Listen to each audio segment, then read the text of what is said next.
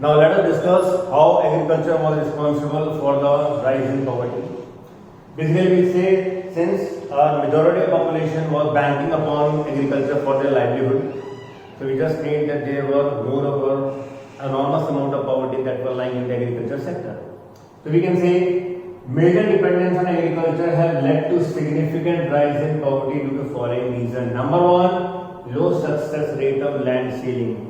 Whatever the land consolidation has been taken place in the land reform that we have adopted, still there were mass of the land that were under fragmentation. Again, it led to a widespread poverty.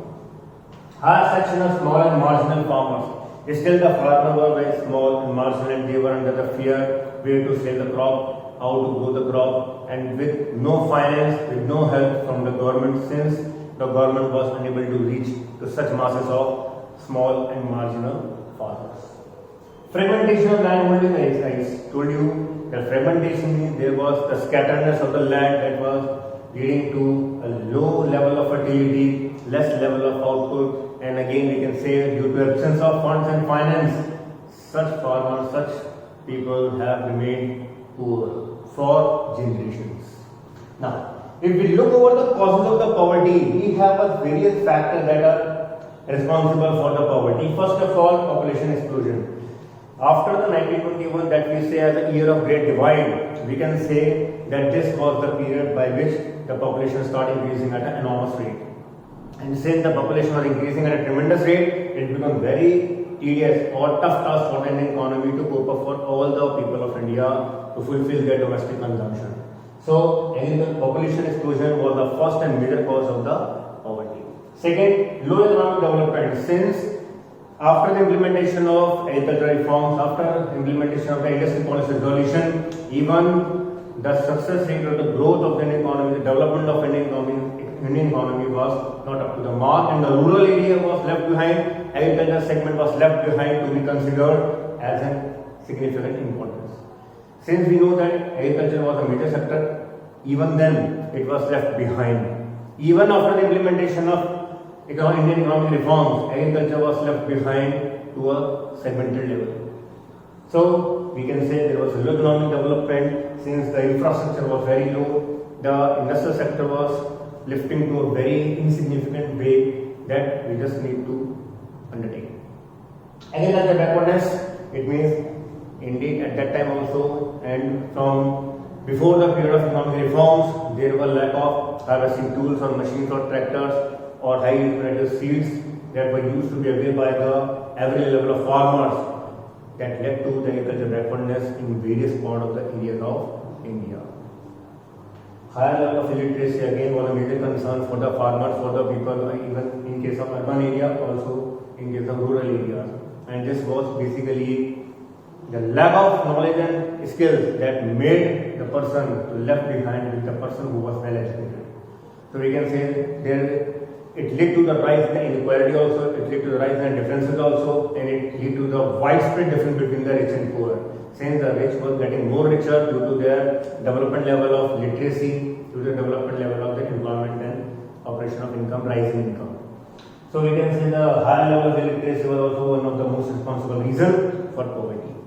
Then higher level of unemployment. If the people was illiterate, was in the agriculture sector, and due to the low development, these factors led to the less level of employment. We can say the high level of unemployment was again the matter of a concern. Since in agriculture, people were disgracefully unemployed. In industrial sector, there were very less migrant workers who were eager to work, who were used to transfer themselves or migrate themselves from rural areas or villages to the urban areas. Then high debt. Again the borrowings. Significant rise in the borrowings led to the person to just demolish themselves, to just lower down with the intensity to perform as low as possible. Since higher the debt, leading to more stress over the person, since he was unemployed, he was having very less amount of income, let it be due to the agriculture farm or let it be due to the industrial output. Then inequality of income and wealth. See, it means there was a parallel economy that was just moving out after the independence of India, and even today this economy survives. It means we in India, we are having two varieties of economy. one for rich, one for poor. Poor are getting more poor, rich are getting more richer. It is just signified that if the person is getting income, he can multiply the level of income by the competency, by the gain of education, by the gain of more employment income.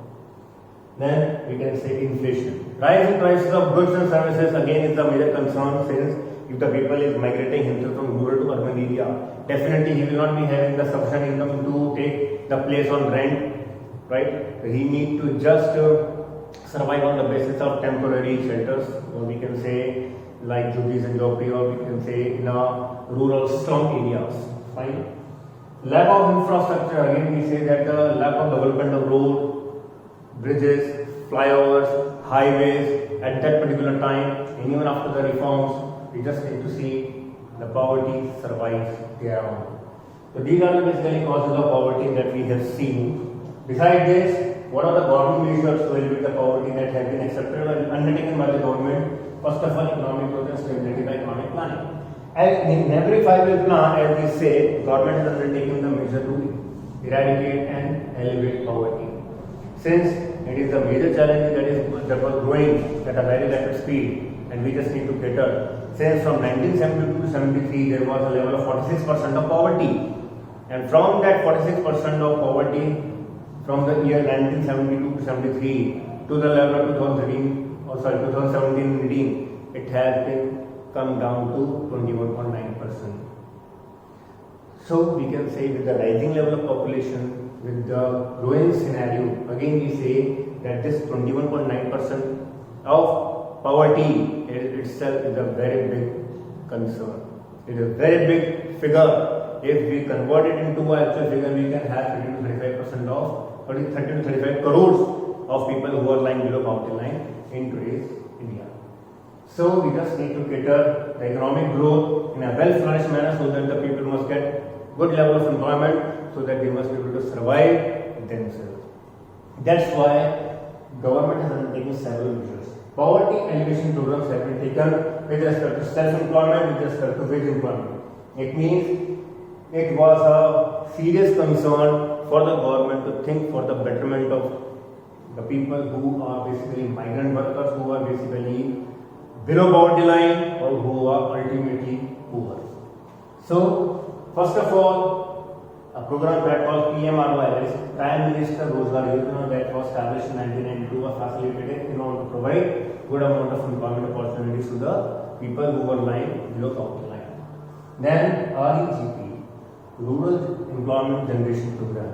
It means we just need to see what is the scenario of rural areas, and we just need to uplift, so that we must be able to maintain balanced regional growth as well as development.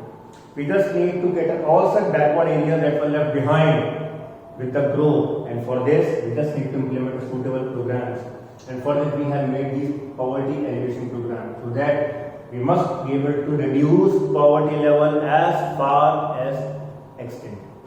Then SJSRY, Swarn Jayanti Shahri Rozgar Yojana, was basically implemented in 1997. This one, 1997 we just implemented. This is for the people who were poor in urban areas, so that they may be able to start their own occupation by getting some vocational training, getting some more short-term courses, so that they may be able to employ themselves. Then we have Swarn Jayanti Gramin Swayam Rozgar Yojana. That was basically implemented for again Gramin areas or rural areas or backward areas, so that the people could start working for themselves, so that they can employ themselves towards some small business occupation, so that they will start their own living in a comfortable zone. So these are basically the programs that were led for the self-employment program. We can say some of the programs have also undertaken the employment in rural and urban both. Wage employment program was basically SDRY, that is Sampoorn Gramin Rozgar Yojana, that was catered to the needs of all the rural people in a particular village or particular area or backward area, so that everyone must get the equal opportunity to be employed. Right? For this, several measures have been adopted by the government. Fine. That was implemented and launched in 2001. Then NFWP, that is National Food for Work program. It means it when we are employing the people, not only we are giving them remuneration, we should also give them the suitable amount of food and nourishment activities also. It means we just need not to cater only that the people are getting employment in terms of money. We just need to undertake that they were malnourished also, they were having a less amount of calorie intake also. We need to increase that level too. For this, we have established another program that was known as National Food for Work program. Now, there comes MG Narendra, Mahatma Gandhi National Rural and Employment Guarantee Act. This act is facilitated in the year 2005 and that led to the guaranteed program of 100 days employment. It means all the daily wages, all the rural people who are lying below poverty line will be able to obtain 100 days of employment at a minimum wage. So basically these are the poverty elimination programs that we have discussed in brief. There are other programs also that were channelized and implemented by the government from time to time. But students, what we need to understand, we just need to understand when they have launched and what was their purpose. Fine. Now we have minimum needs program. Minimum needs program, first of all we have PDS or Ration Dukaan. Public distribution system where the subsidized allotment grocery are being provided to the people who are lying below poverty line. It means if a person is lying below poverty line, he will have a card of BPL when he will show the card to the government authorized PDS shop or we can say public distribution system. Then he will be provided with the grocery amount at a very low cost or subsidized cost.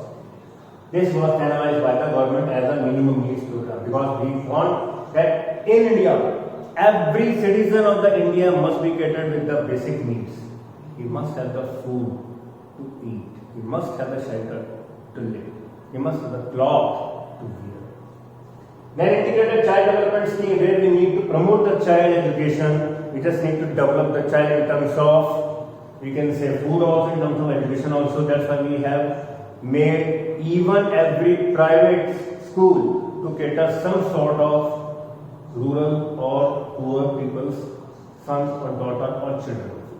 It means through right to education system we have made a mandate and a compulsory provision for every school to maintain the level of poor students or poor children classes too. The children who cannot afford higher education, private schools are now going to provide them at a subsidized or at a free cost. The fund will be provided on behalf of the government for their education. So that was again made under integrated child development scheme, and then we had midday meal scheme where the students or the poor people who are poor children who are going to school getting their education must be provided with a good amount of lunch in the school itself by the government authorized human resource itself. It means the parents of the rural people, the parents should not be worried about their child that he or she is going to school, he is hungry because the government is going to provide him sufficient amount of food as a midday meal program. Although many discrepancies have been occurred, but we can say this was a very great step for the development of children, for the development of the education of the children. Now, if we look over the things, we can say there was some more thing that the improvement was made by fiscal and legislative measures too. If we talk about fiscal measure, we can say the taxation procedure was made in order to reduce the level of inequality that was prevailing in the economy. That means the taxation system made the progressive taxation system as well as regressive taxation system. Progressive tax system was made in such a way that the richer on his income will be imposed a higher tax and the poor who was having very least income will be made him tax free or exempted from the tax liability. Regressive tax implies that if the person is having low amount of goods, he will have low amount of tax. If the person is purchasing higher amount of goods, he will pay higher amount of tax. So, in order to cater the higher tax on the rich people, we have made the flexibility of the taxation system accordingly. So for this, we have channelize our taxation system in the form of progressive as well as regressive taxes.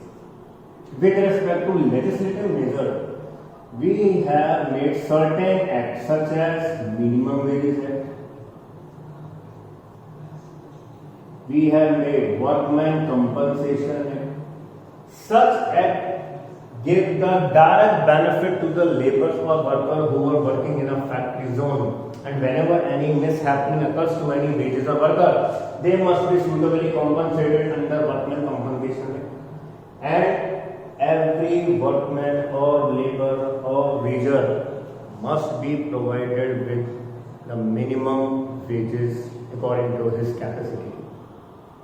He should not be deprived of the fact that if he is employed somewhere in the factory, let it be the condition of him, he cannot be deprived for the minimum wages. We cannot say if the person is not such tall, not such healthy, or he is not suitable for the work. If he is not employed, that is the other concern. But if he is employed, he must not be deprived for the amount to which he deserves as minimum wages. Okay. So, with respect to all such measures that have taken by the government, still some discrepancy have been made, and that lead to the critical evaluation of the poverty alleviation programs. What were they? Number one, unreachability to the mass of rural people or poor. It means it was a failure on the part of the government to reach to the masses of poor.